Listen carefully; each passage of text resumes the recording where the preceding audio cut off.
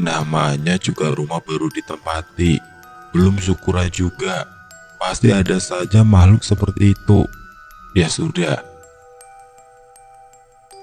yang penting kita sekeluarga tidak meninggalkan sholat dan banyak mengaji. Lama-lama juga nanti setannya kepanasan sendiri, jawab Pak Joyo santai. Ibu Ningrum pun setuju ucapan suaminya itu.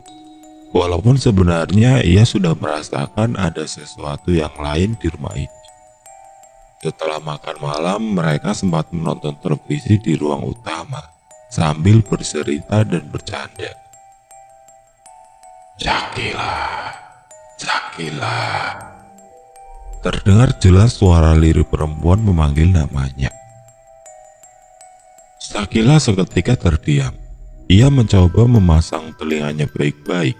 Suara itu kembali ia dengar, dan Sakila mencoba memberanikan diri mengikuti arah suara yang ternyata menuju ke kamar ART yang masih dibiarkan kosong di bagian belakang rumah. Sakila melihat siluet sosok wanita yang seperti ia lihat tadi siang duduk di sofa. Wanita itu memakai gaun putih dengan rambut gimbal acak-acakan yang gak karu-karuan dasternya. Dan sosok itu pun langsung menghilang, hanya hitungan detik, seperti kejadian siang hari. Sontak Sakila ini langsung berteriak histeris kepada ayah dan ibunya. Astagfirullah, apa itu ya?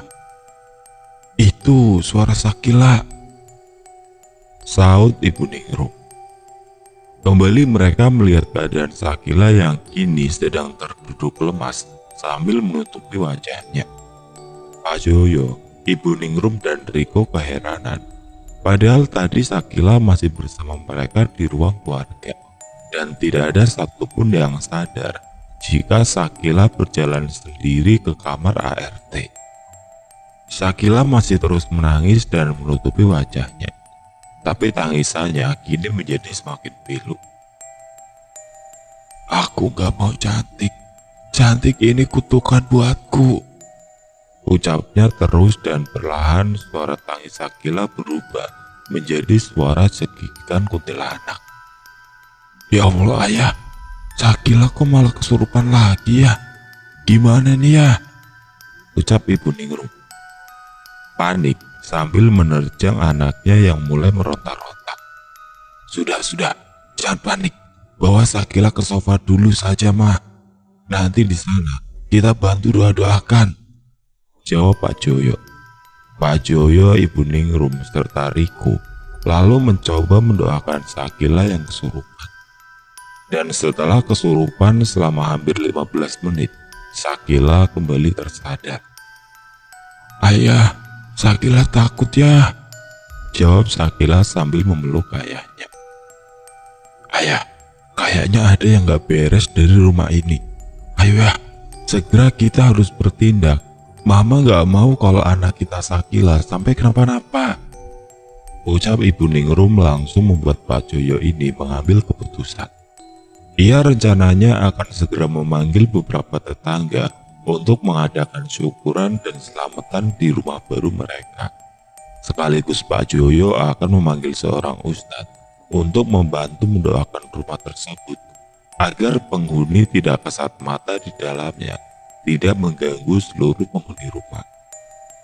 Pak Joyo dan istrinya lalu menemui Pak Nadir untuk membantu mengumpulkan para tetangga agar ikut acara syukuran dan yasinan rumah baru.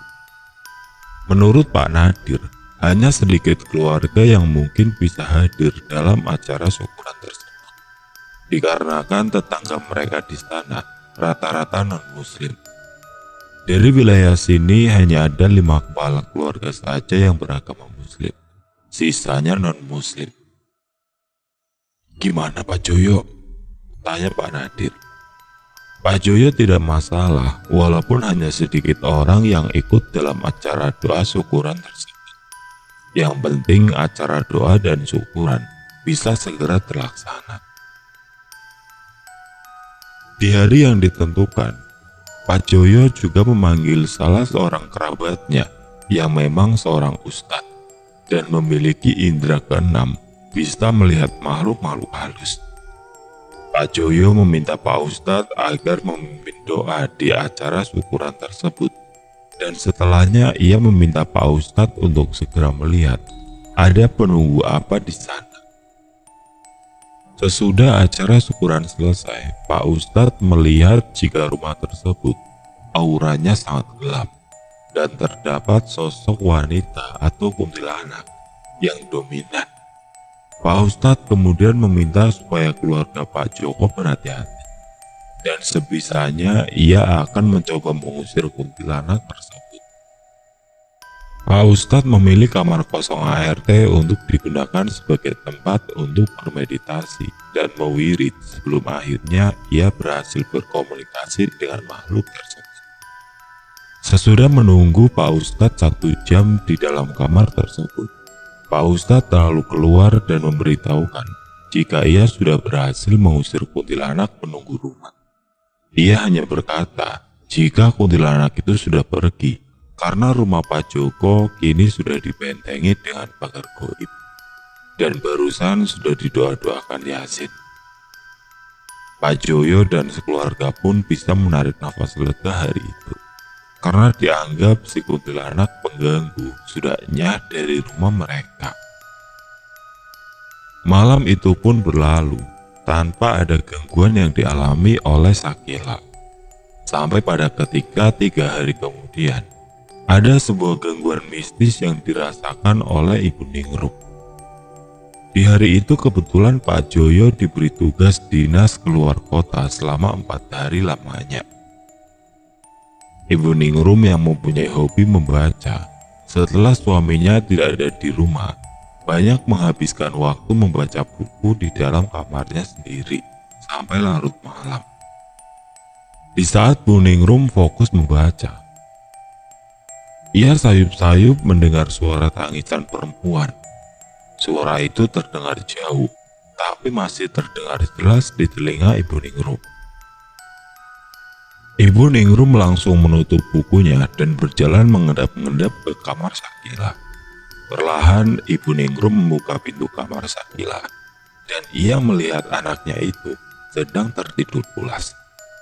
Sudut mata Ibu Ningrum tidak sengaja melihat pantulan bayangan cermin yang ada di kamar Shakila. Dan matanya langsung terbelalak manakala ia melihat sosok siluet perempuan berambut acak-acakan memakai gaun putih sedang duduk di kasur anaknya. Seketika mulut Ibu Ningrum ini bungkam, rasanya kakinya lemas dan tubuhnya seperti mematung. Beruntung sosok mengerikan yang ia lihat di cermin itu hanya sekejap mata saja dan langsung menghilang. Ibu Ningrum yang ketakutan segera menyalakan lampu kamar anaknya itu. "Loh, Mama kenapa kau nyalain lampu kamar kakak?" tanya Shakila heran. "Enggak kak, Mama cuma mau lihat keadaan kakak aja," ucap Ibu Ningrum berbohong. Ibu Ningrum langsung memeluk anaknya dan mencium keningnya. "Udah, kakak bubuk lagi ya, besok sekolah," ucapnya sambil beranjak kembali ke kamar Ibu Ningrum. Dalam hati Ibu Ningrum saat itu benar-benar takut. Ia jelas melihat penampakan menyeramkan itu ada di kamar anaknya. Tapi Ibu Ningrum pun tidak mungkin menceritakan apa yang sebenarnya terjadi kepada Shakila, karena pasti akan membuat Shakila ketakutan. Di kemudian hari saat Ibu Ningrum berada sendirian di rumah, ia yang sudah kelelahan setelah mengerjakan pekerjaan bersih-bersih rumah, memilih untuk rebahan di sofa ruang keluarga sambil menonton televisi. Tiba-tiba Bu Ningrum merasa ada rasa kantuk luar biasa saat dirinya sedang rebahan. Dan untuk sesaat, ia mencoba untuk mengucapkan, entah Bu Ningrum ini sedang bermimpi ataukah ia memang saat itu belum tertidur. Namun yang pasti, ia mendengar suara senandung wanita yang berdengung di telinganya. Begitu Bu Ningrum membuka mata, Ia benar-benar dikagetkan dengan sosok wajah perempuan pucat yang persis berada di atas wajahnya. Bu Ningrum sambil beristighfar berkali-kali dan sosok itu pun lenyap. Ibu Ningrum yang panik, ketakutan dan lemes mencoba meraih handphonenya dan mencoba menelpon Pak Joyo. Ayah, Mama kok jadi takut di rumah ini sendirian ya? Mama juga diganggu oleh hantu kuntilanak ya. Ayah cepet pulang dong ya. Secaranya ditelepon. Pak Joyo hanya bisa mencoba menenangkan istrinya itu. Karena menurut Pak Joyo, istrinya hanya sedang berhalusinasi saja. Iya, besok ayah pulang dari luar kota. Mama gak perlu takut, banyak-banyak sholat, ucapnya, dan tidak lama ia menutup telepon. Suara bel rumah berbunyi. Ibu Ningrum segera bergegas menuju keluar rumah dan dilihatnya sudah ada Riko yang berdiri di depan pintu gerbang. Loh, anak mama kok udah pulang? Bukannya kamu pulang jam 1:30, nak? Ini kan masih jam 1:30. Terus kamu pulang sama siapa?